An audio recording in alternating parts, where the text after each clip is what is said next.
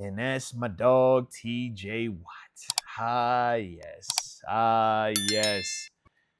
I guess it was only, a matter of time before we had to have somebody, unfortunately or fortunately, hit the holdout.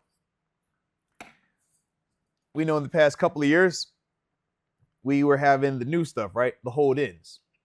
TJ Watt was a part of that. Minka Fitzpatrick has been a part of that. But yeah. Got a little sticky situation going on right now. Now, my man Raymond Kane had asked earlier, is the lack of urgency due to TJ just having a baby? The organization want to give him more time. Me personally, I don't think that that's the case at all. I think if the organization wanted to give him more time, he's under contract. They could give him time regardless. This is we can't come to an agreement on the number.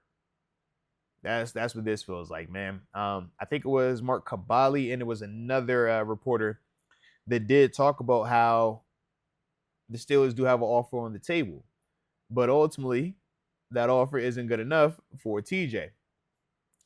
I don't hate it, and I can see the sides. I see both sides with it, man. If you're the organization, business 101, right? I want to get the better deal. I want to get the most I can get for the least amount that I got to spend on it, right? We know this. That's simple business 101. If you're a business owner, you know this. I want to acquire as much talent, as much product as I can get without having to expense it, man. How cheap can I keep that, right? And if you're TJ Watt, it's the opposite. I want to make as much money as I can make, right? As much money as I can make. And we know the other part is, shoot, it's short-lived. You get hurt tomorrow, never play this game again. Now what? You got to figure out how to live and sustain a life, for the next 30 years, 40 years, 50 years, Lord willing, right? So that's the part where I look at it and I say, yeah, if you're TJ, of course you want to get more money, man. And you look at your peers. We all can agree when we go to our jobs, right? Our respective jobs. And you know what you do for work, and you know the person that does the exact same for you at work, right? Y'all might be equals. Y'all might not like each other. Y'all call each other rivals, but y'all know what y'all both do. Y'all know where y'all both are. And if you felt like you were their equal or better than them, and they got a substantial pay increase, you would not be okay with them getting a substantial pay increase and you not. In fact, y'all would do like most people do. You would first go holler at management, see what's going on, and then if they don't respond in the appropriate way, y'all going on Indeed, all these different job searches, and you trying to find a new place of employment that can pay you more, or at least pay you enough to make you feel like I don't have to come here anymore. And it's the exact same way, baby. I know it's a sport, but man, it's real life the exact same way, man. So we can act as if Max Crosby getting, was it 38, I think, or no, 35 to 38. And then we talk about Myles Garrett getting 40 and a half. We could talk about that and act as if it doesn't matter, but it matters. It does matter. We're not saying that he wants to get 45, but it does matter. So to me, I look at it and I say it's more of that that's taking place, man. The organization trying to get TJ back long term or longer, but for a more team-friendly number. Whereas for TJ, he's looking at them dudes and he's saying, bro, look at what they got. I can't take 32 and this dude's getting a whole 8, 9, $10 million more than me. What are we talking about? And it's before Michael Parsons even gets his new deal. What are we talking about? We can't say that TJ's the best in the world and we know he's been the most dominant and it's the guy that deserves to be, 3-4-time defensive player of the year. Even though he already has one, he deserves even more of those. But now when it's time to negotiate and pay him, we want to pay him less than the dudes that we're hollering about him being better than. That's the thing to me where I'm just like, we can't have it both ways. And I'm a believer that TJ still has a lot of high-level football left, at least for these next 2 years. But I think that's the sticking point right now. And there's going to be some compromise on both sides. Organization might have to bump their number up a little bit, and for TJ might have to come down a little bit. But I do believe that they will be able to find that happy medium before the season gets here. I'm not worried about TJ Watt not being at minicamp for this, these 3 days. him holding out, I do not care. Why? Because I know TJ can roll out of bed and go get me 15 sacks, man. I know TJ Watt is going to still be that dude that has zero issues in the locker room, zero issues off the field. I know TJ Watt is always going to show up to practice. He's always going to be ready to play in that game, man, when everything is supposed to be how it's supposed to be. So I look at this and I say, man, if this is the tech that you got to take for business, I get it. Was the method that he used in the past a little bit more team friendly? Sure. When he took I'm going to do the hold in, right? We saw him, he would be at practice. He went at practice. He'd be walking around. Then when the time they actually go practice, he'll go inside. Like, I get it. I definitely get it, man. But once again, what are we talking about here? I mean, it's not like he plays running back, right? Because I get it, man. If you're a running back, yeah, man. When you start getting 30, yeah, man, you can't kick. Hey, man, stay away from the dudes. We're talking edge rushers, man. Edge rushers have shown that they have an extremely long shelf life at this level. Okay? And once again, I mean, heck, even last year at 30, he had 11 and a half sacks. It's like, what are we talking about? The year before that, he led the league with 19 sacks. Like, outside of when he got hurt in 2022, he's been 15 sacks. I'm going to go even further. All right. The only year he's been under 7 sacks was the year he tore his pec. Right? He played the 10 games, got hurt. He had 5.5 sacks. Outside of that, you got to go back to his rookie year when he had 7 sacks. Other than that, we're talking 13 sacks, 14 and a half, 15 sacks, 22 and a half, 19, and then 11 and a half just last year. Oh my God, he'll be 31 years old on October 11th. I do not care. What are we talking about, man? What are we talking about? This is that position, man. Do you affect the football, right? We know wide receivers matter a lot. We know quarterbacks matter a lot. We know corners matter a lot. We know left tackles matter a lot. Pass rushers matter a lot. The way they impact the game, man. That's why they are who they are, man. When he's not impacting it, then yeah, I'm all for you. But to act as if even 11 and a half sacks a year ago, and that's a bad down year for him. What are we like? So when he had the 19 the year before that and he led the league in sacks, that was cool. That was at 29. But just a year later, we went to 11 and a half. Oh, now he's like, you see what I'm saying? I don't personally agree with that. I think that he's still capable because he's been showing it. But what I will say is he needs offense to hold up their end of the deal as well, because I feel like the best years from TJ have been when he hasn't had to play 1,000 snaps either, man. Right? When you're able to dial that back some. But we know that, hey, man, that hasn't always been the case, and that's why you allocate more for TJ and why he's been able to put that cape on for a lot longer. But I'm hopeful that a guy like Aaron Rodgers can take some of that load off. We talk about bringing in the Herbigs, right? Even drafting a Jack Sawyer. It's like, all right, well, maybe now, TJ, you don't have to kill yourself in the first 10, 12 games of the season, and now we might be able to preserve you a little bit, so now when the playoffs hit, you're fresher. And now we can get even more usage out of you. But I look at all of those things, man. And I say to myself, okay, we can save the cost right here. But where does that production come from if you save that cost? We can look at the number. I can bring up the youth part. And it's like, well, which youth have done what that dude has been doing? It's not a lot of dudes out there that done what TJ has done, man. Not a lot of them out there, man. And that's why the dudes that are out there that have done what they've done are getting high money. Big, big money. High in them 30s, right? And that's all I'm saying. Like I said, I could see if he wasn't producing. If he wasn't producing, yeah, man, I'm all for the hardball game. I'm all for the, hey, man, take less. I'm all for that. Bring up the number of his age. I'm all for that. But the production is the production. Like, if we want to do the cheap route, cheap get you beat, man. Because you're going to run around and have a lot of money and not a lot of talented players out there, not a lot of productive players out there. But they'll be young and they'll be cheap. So you just got to be careful with that, man. You know you're going to get what you pay for, baby. But I do see the homie steal the show, man. And I do appreciate you bringing this up, man, because I figured somebody was going to bring it up, man. Let's get it. But steal the show, he says, man, how about blitzing this year? Dick LeBeau needs to get in their ear. It's like I said, man, there's a reason why you blitz and there's a reason why you don't blitz. And there are pros and cons to both of it. And we can all agree with why we shifted from the blitzing model to where we currently are. because when you have TJ Highsmith, Cam Hayward, at the time Stephon Tuitt as well, right? When you got those type of dudes that are winning one-on-ones consistently, you do not have to blitz, because blitzing, newsflash, isn't good all the time. You're taking a guy out of coverage. So if your blitzer does not win, you're gashed. Now you're one less defender. We know this. Heck, how many teams want to blitz Ben? It got to the point teams don't blitz Ben. You know why? Because it's too easy for these dudes. You take that guy out of coverage, he's killing you right now, man. Your blitzer is not going to get here before I can get this pass off, man. Mahomes, right?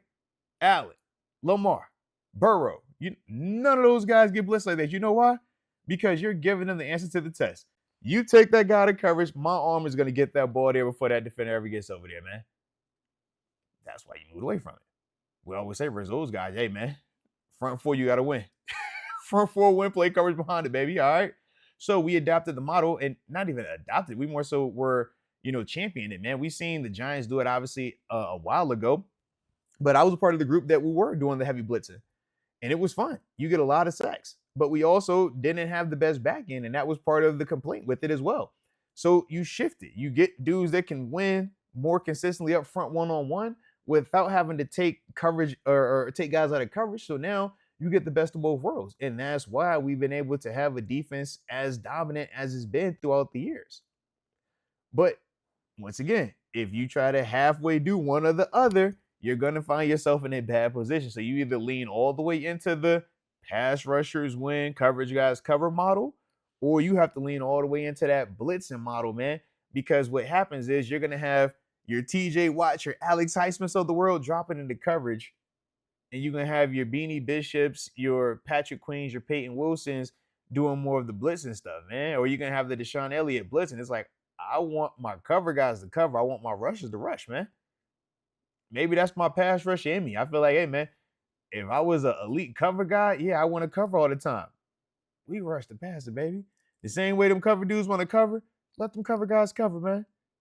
Like, they not trying to go in here and do all that rushing and stuff. They want to, hey, did anybody see me? If nobody sees me, then great. But the NFL, man, it's rare that you're actually going to come through scot-free on a blitz. Most of the time, you're going to get a one-on-one. And that's all we're looking for. Get a one-on-one. If I get a one-on-one, man, it's great. The blitz was the win. When you one-on-one, man. But that's the part where I just say, man, we got to just be careful with how we want to adjust it, man. I'm all for either model. But if we don't lean all the way into either model, you're going to get stuck in that middle tier. And that's not a good place to be, man, especially in today's NFL with how talented these offenses are. You really have to believe in your model. Believe that this is going to work. And that's kind of what you roll with, man. Otherwise, you're not going to stand a chance with these dudes out here, man. But shout out, though, man. I like that, though. I definitely like that.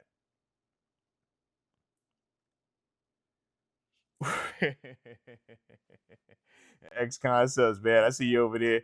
Hey, look. Doing the good Lord's work over there. All right, so of course I'm going to put you on the screen, man. He says Miles has to move around because he's mid. He looks for the best matchup. That shows he's not as good as TJ. Miles is afraid of the guy in front of him, so he runs elsewhere. Now, I will say this, man. As much as I would love to jump on that he's mid-train, I can't do that because he still is a heck of a player, man. But in the sense of, yeah, one guy having to move around to get better matchups for them, yes, that is very true with Myles Garrett. Part of that is, his versatility that they try to use because he is a big athlete. But the other part is, yeah, man, let's get him an easier look right here. We see a lot of dudes do that. TJ is just one of the ones that is, like we say, true old school with it. Play on your one side and you make the offense have to react to you. You make the offense have to adjust to you. Miles, I mean, we've seen this approach. In fact, JJ Watt used to do it, right? JJ would line up all over, find the weak link, and that's the one he's trying to line up over, and that's the guy he's trying to cook. If you're going to consistently dominate it, man, we're never going to say anything to complain against it. But to me, I like the Aaron Donalds of the world. I like the TJ Watts of the world. I like the guys that it says, hey, I don't care who you put in front of me. You better put your guy over here because I'm going to destroy this dude right here. I don't care who you put. This is what I play. This is where I line up at. I like that mindset, but that's just me. It's a personal preference. Some dudes, they prefer, hey, man, move around. Make the offense have to adjust. Make the offense have to chase you. Nothing wrong with that either. It just depends on your personal preference and, like you said, your thing. But for me, man, as like a purist, a pass rusher, man, it's like, as a defender, man, I always thought it was the ultimate like sign of respect when they have to stop messing over here. They can't do that because you're prompt. They won't look at Deion's side of the field because he's over there. Like, that's what I want, man. I wanted to just, this is what I play. Y'all react to me off of that, man. But like I said, man, shout out to TJ though. The production is there. I mean, you compare him to Myles Garrett in any statistic, and it shows. Max Crosby, it shows. Michael Parsons, it shows. We can go down the list of whoever we're going to say is the who's of guys. TJ is going to still be up there, man. Even at his big age of 31. Still going to be up there. So, until he's not, I think we should treat him like such, man. Treat him like he's one of those elite dudes because he's been elite. And he doesn't, to me, hasn't shown signs of not continuing to be elite. When you're worse, when you're down years 11 and a half, yeah, think we'll be just fine. Think we're going to be just fine with my dog, man. I like it.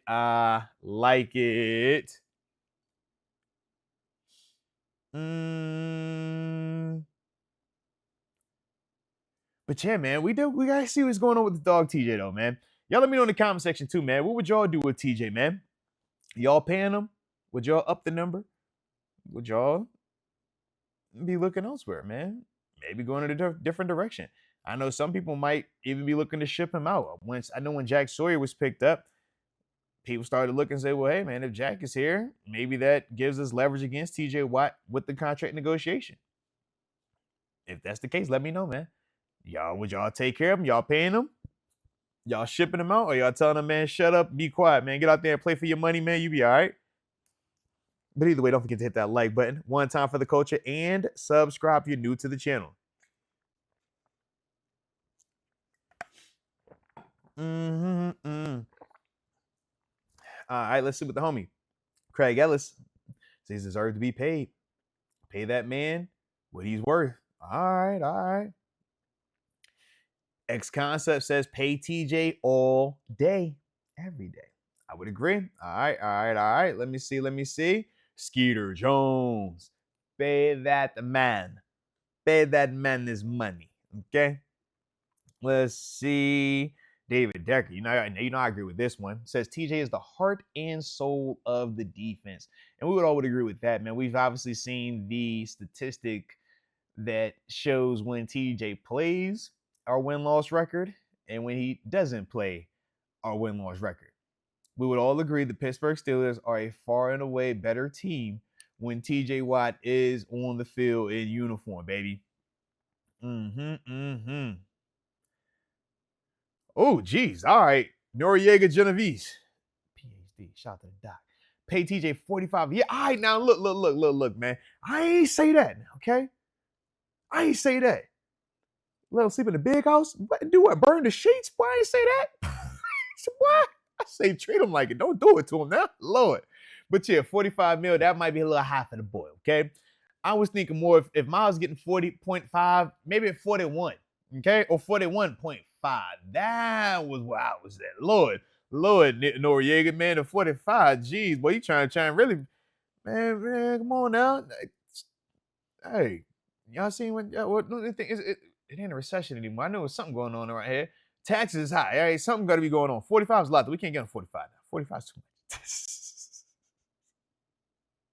Hey, Jared Pittsburgh Steelers for Life simply says, yo, TJ, whatever you want, let me know. All right. Oh, now this is an interesting one from the homie Hannibal. He says, I think the biggest problem with TJ and his contract is J.J. Watt. He's acting like that divorced. Yo, you're funny. You are funny, Hannibal. All right, he says J.J. Watt is acting like that divorced friend that gets triggered whenever you say your spouse did something to make you. And then he says that we simply need to pay TJ. No, I'm with you on that, man. I 1000% agree with you, man. Yeah. If you got that divorced friend or that single friend that just got a relationship, they always giving you the why you should break up advice or why it shouldn't work advice. I get it. They ain't never. Why you want? You know you gotta put it with that girl. You know you gotta put it with that. I don't know why you put it with that. No, man, get up out of his ear because JJ done been through some negotiations. JJ done been through some stuff, man, and obviously JJ from a health and availability perspective, has also dealt with some more serious and significant injuries that to an extent have had him have to reassess financially what decisions he would be willing to make or what moves he would be willing to make. Because when you talk about one injury away from never playing this game again, you want to make sure that you're compensated in a way that if that truly was the case, you can lay your head down every single day after the fact and still be at peace.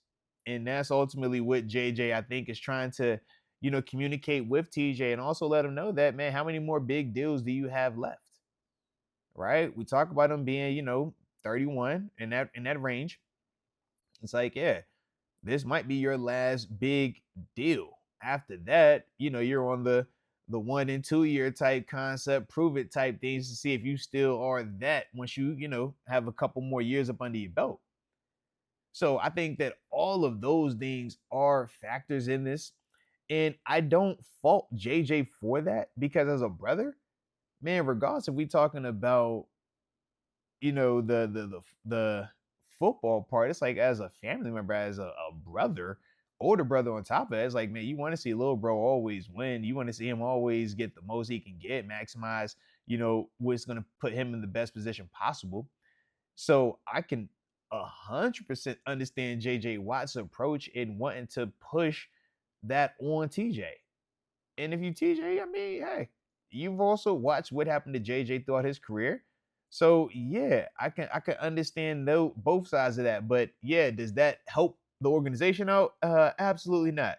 In fact, it puts the organization in a very, very bad place because you got somebody that's counterproductive to your argument, man. So yeah, I can understand where some people might not be as fond of JJ's involvement, but like I said, from the brothers side of it, man, I can 1000% understand where he's coming from. Wendy Johnson kept it simple. I'm paying TJ. Oh, and Noriega followed back up with why he's paying him 45 a year. He says he's a one helmet guy, and I do agree with that, man. He is most definitely a one helmet guy. Rod Dallas says pay him, man. He deserves it. I'm with it, man. I'm with it. Ooh, Malvo does it a little spicy here. Says, nah, I'm going to trade him. And I can understand that too, man. If you want to trade him, man, try to see what assets you might be able to recoup for him. I don't think you're getting crazy high level draft compensation for him, though. And I think that's the unfortunate part due to him being 30 plus and him, being in line to get a mega deal. If I'm having to do all that, I'm not giving up multiple first rounders. I'm not giving up multiple high level anythings when I know I got to trade and still pay this dude, man.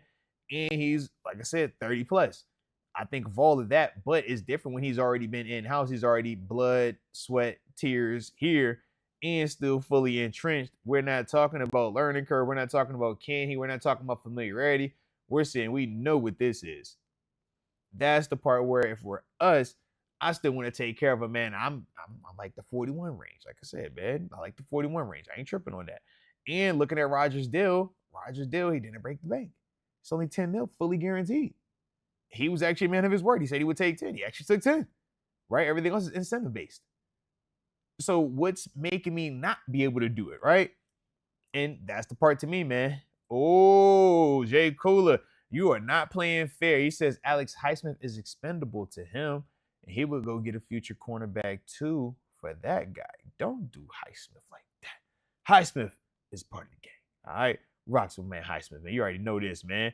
Richard Arbizo says maybe not 40 mil a year, but in the 35 plus range, give him more guarantee than Miles, though. Okay, I like the caveat. I was about to say, because if you're going to, I'm saying lowball him, right? If you're going to keep his number below Miles from a total dollar standpoint, I do think the high level guarantees or more guaranteed money than Myles Garrett would be an appropriate compromise, right?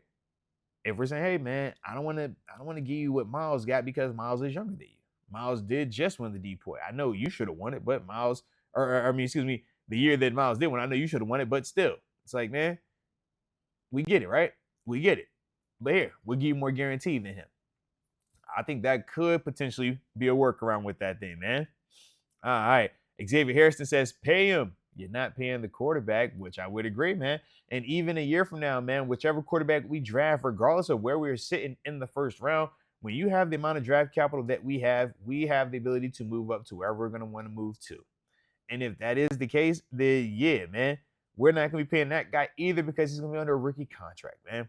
So yeah, I also like that as well, baby. I like it. I like it.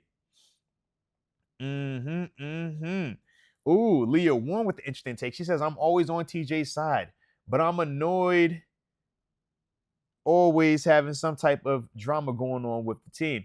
And I do agree with you on that, man. It does seem like every single year we're dealing with some type of drama, man. But I think that that's just the world that we're living in now with the NFL being so heavily covered. We know so much about guys' personal lives now that even if it's, not even on field related, we're still getting that information. I mean, I know everybody saw the Stephon Diggs stuff that's been popping up, right? It's like across the board, man. Just the amount of coverage, the amount of eyes, and the desire from us as consumers and media people that want this information. I just think that there's always going to be a certain level of drama surrounding it, regardless. I mean, shoot, last year, think about it. It was good drama, but it was still drama. Which quarterback is going to start? Russell Wilson and Justin Fields, right? And then before that, it was, all right, Kenny and DJ not seeing eye to eye all the way. Man, it's always going to be something with it, though, all right? Let's see. But yeah, man, look like y'all believe in the boy, in the homie TJ, man. Let me see. Okay, now Ryan McPherson says this. Got to keep TJ Watt. But if he isn't satisfied, we have depth at the edge rusher position. I predict this defense will be stacked and is on the path to be a consistent powerhouse. 08 is back. Now, look, I don't think we get back to 08 status without TJ Watt being in the fold. I think if TJ Watt's in the fold, we have a chance because of all the talent that's around. But more importantly, I think the offense is going to have to improve and be more consistent for this defense to get to that level because they flirt with that at times. And we see it every year, man. The first 2 months of the season, September, October, defense is dominant, man. They're cooking folks. We're winning games because of them. But then we get to November and December, and we're like, oh, no, what happened? They're starting to slow down. We need to stop, right? January hits, and it's like, man, one and done. We couldn't get it out of there. And they burn out to me. That's the part where I say, man, if offense can do what they're supposed to do this year, man, sustain some drives, score points, take some of that pressure off of this defense, I think that they will be able to flirt with being closer to the 08 style defense than what we've been seeing in the past where they lose a lot of steam late in the year, man.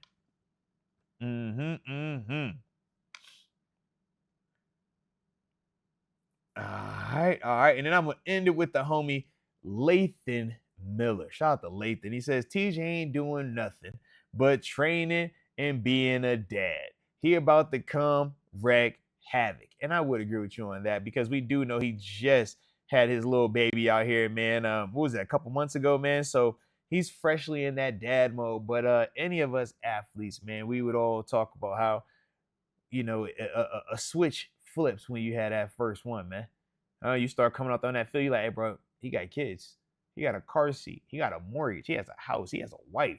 These are all the things that let you know this dude takes this serious. It's no longer a game to this guy. This is this dude's livelihood. This is how he provides for his family. And there's a certain level of professionalism that comes with that. And more importantly, the production that comes with that as well, man. So I'm excited about that for TJ, man. And we're going to see what my man does this year, man.